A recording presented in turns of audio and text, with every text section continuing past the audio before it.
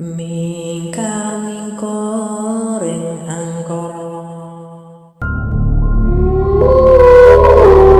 Halo teman-teman Suara Malam, selamat datang di program Suara Malam.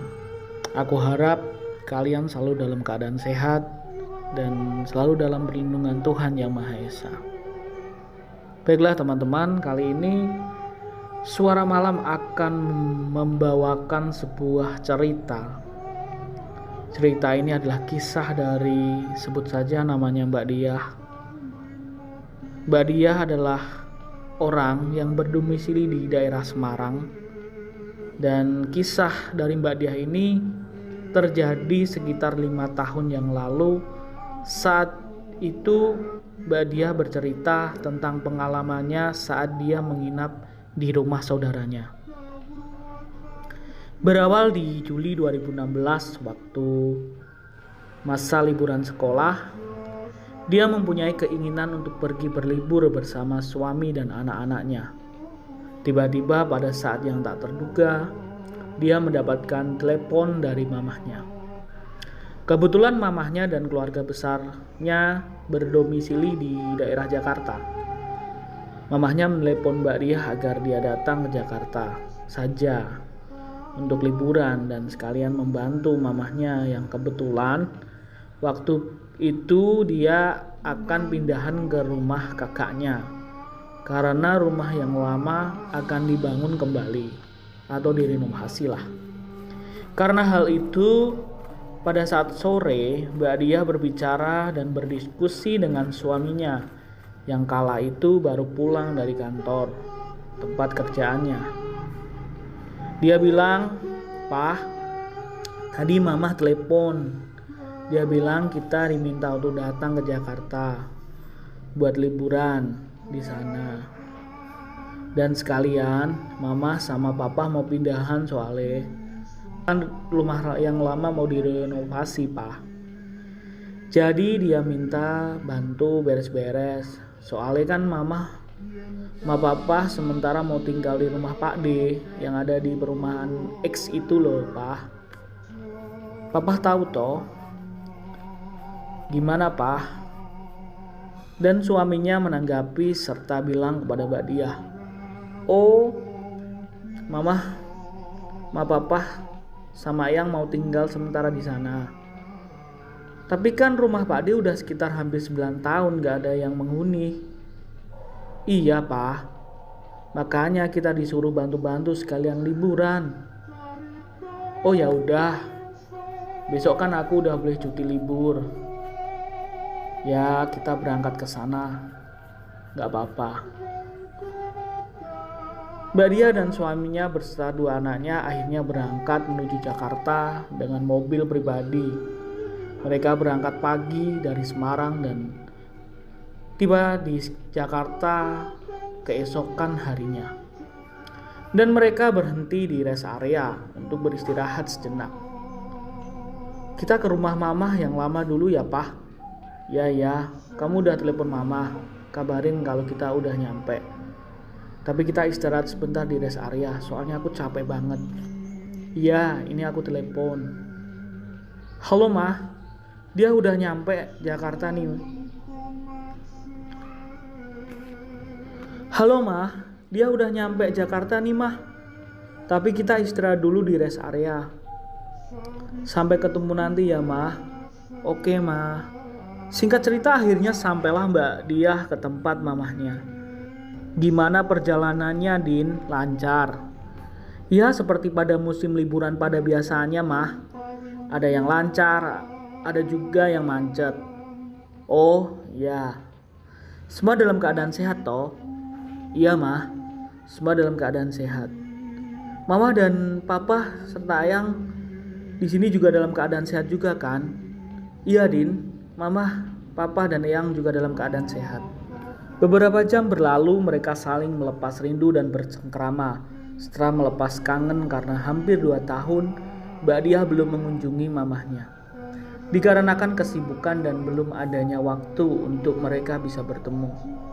Mereka hanya bisa melepas kangen lewat telepon dan via WA atau chat. Tak selang beberapa waktu, akhirnya mereka mulai membantu mama serta papa untuk beres-beres beberapa barang yang masih belum mereka angkut di rumah saudaranya. Mbak Diah bercerita saat membantu beres-beres, papa Mbak Diah tiba-tiba bilang ke Mbak Diah, "Din, kamu tahu toh rumah Pak D yang sekarang mau kita ke sana?" "Ya tahu Pak, emang kenapa?" Sebelum melanjutkan apa yang menjadi pembicaraan Mbak Diah dengan papa Mbak Diah, aku akan memberi sedikit gambaran teman-teman bagaimana rumah Pak D yang akan ditinggali oleh kedua orang tua Mbak Diah ini. Gambaran rumah yang akan ditinggali oleh kedua orang tua Mbak Diah ini adalah rumah yang berada di sebuah perumahan yang tak begitu elit sih sebenarnya. Dan bentuk dari rumah ini adalah rumah bertingkat dengan 2 lantai, garasi depan berserta teras dan taman kecil di depan terasnya. Lantai pertama ada ruang tamu berada di depan setelah pintu masuk. Agak ke dalam sedikit ada 2 kamar di sisi kanan dan kiri. Lalu ke belakang ada ruang makan menyatu dengan dapur. Dan ada halaman kecil di belakang tempat mencuci serta menjemur pakaian. Sebelum pintu masuk halaman belakang, ada kamar mandi di sebelah kanan setelah dapur. Di sebelah kiri sebelum ruang makan ada tangga yang menuju lantai 2. Di lantai 2 ada 1 kamar. Begitulah bentuk dari rumah Pak D yang akan ditempati oleh kedua orang tua Mbak Diah. Lanjut dicerita saat pembicaraan dengan papa Mbak Diah. "Kamu tahu kan kalau tempat itu udah lama gak dihuni?" "Iya Pak, memang kenapa Pak?" "Kan kemarin udah dibersihin sama yang jaga rumah Pak." "Bukan itu Din." "Terus Pak mau cerita apa?" "Nih Papa mau cerita.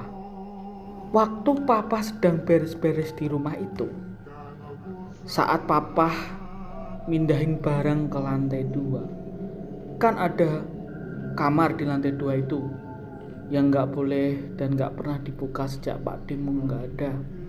Iya, terus waktu Papa naik ke lantai 2, saat Papa menapaki tangga, tiba-tiba Papa merasakan hawa yang gak enak dan tiba-tiba Papa ngerasa merinding. Terus kan kamar di lantai 2 itu udah lama gak dibuka. Setahu Papa dulunya kan dipakai buat nyimpen barang-barang lama peninggalan dari bapaknya Budemu." "Iya Pak, terus Papa ngalami kejadian yang aneh Din." "Kejadian yang aneh? Emang kejadian aneh yang gimana Pak?" "Saat Papa naik ke lantai atas, Papa kan bawa kardus yang emang mau Papa simpan di lantai 2. Saat Papa naik, tiba-tiba Papa terkejut. Di tengah-tengah jalan tangga atas, Papa lihat ada sosok ini tuh rambutnya panjang dan dia memakai baju kayak baju daster yang panjang tapi lusuh, tapi berwarna merah menghadap ke arah Papa. Sontak Papa berteriak, "Siapa kamu?" Dan tiba-tiba sekelebatan mata sosok itu langsung hilang Din. "Beneran Pak?" "Bener Din. Nanti kamu hati-hati ya. Serta kamu bilang juga ke suamimu agar dia jaga anak-anak supaya gak main di lantai 2. Mbak Diah bercerita bukan hanya cerita dari papahnya saja, tapi ada juga kisah-kisah yang lain. Kisah yang dialami oleh adik Mbak Diah. Yang kala itu dia membantu untuk beres-beres sebelum Mbak Diah datang. Adik Mbak Diah bercerita kalau dia lihat anak kecil yang bermain dari dapur menuju ke arah belakang. Cerita Mbak Diah, adiknya itu melihat sosok ini bukan hanya sekelebatan mata, tapi sosok ini benar-benar nyata dilihat oleh adik daripada Mbak Diah seperti anak kecil. Badannya itu membungkuk, pucat, tidak memiliki rambut, tetapi seperti memiliki urat-urat di kepalanya, dan dia itu tersenyum ke arah adiknya Mbak Diah. Lalu setelah dia tersenyum, dia lari menuju ke halaman belakang rumah tersebut dan menghilang. Lalu pengalaman Mbak Diah sendiri saat dia melanjutkan ceritanya, saat Mbak Diah itu berada di rumah tersebut, Mbak Diah mencium bau wangi bunga kantil di lantai 2 tempat rumah itu. Bukan hanya itu, lanjut cerita Mbak Diah menceritakan pengalaman dari suaminya juga yang mendapatkan gangguan.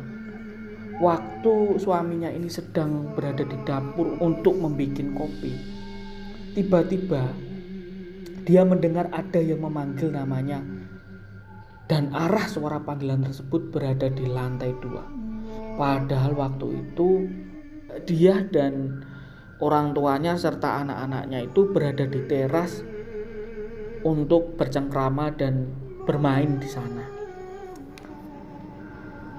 Ketika suaminya memeriksa arah suara panggilan itu, tiba-tiba muncul suara cekikikan yang cukup keras. Langsung spontan saja suaminya lari meninggalkan ruangan tersebut. Gangguan itu tidak berhenti itu saja. Mbak Diah bercerita pengalaman eyang yang saat itu tidur di ruang tamu waktu malam hari. Tiba-tiba eyang dibangunkan dan dia melihat sosok wanita berambut pendek dengan wajah pucat dan mata agak melotot, memakai baju daster putih bercorak bunga, atau bisa dikatakan kalau bahasa Jawanya itu bercorak dengan corak kembang. Dan sosok ini berbicara kepada eyang Mbak Diah, tempat kamu bukan di sini, pulang kamu. Terus tiba-tiba sehabis dia berbicara seperti itu, sosok itu langsung menghilang. Mbak Diah bercerita sebelum tempat itu kosong, saat Pak D-nya masih menempati tempat tersebut, bapak dari Bude Mbak Diah yang tinggal bersama-sama mereka di situ memang sering melakukan ritual seperti memberi sesajen di kamar, di sudut-sudut rumah mereka.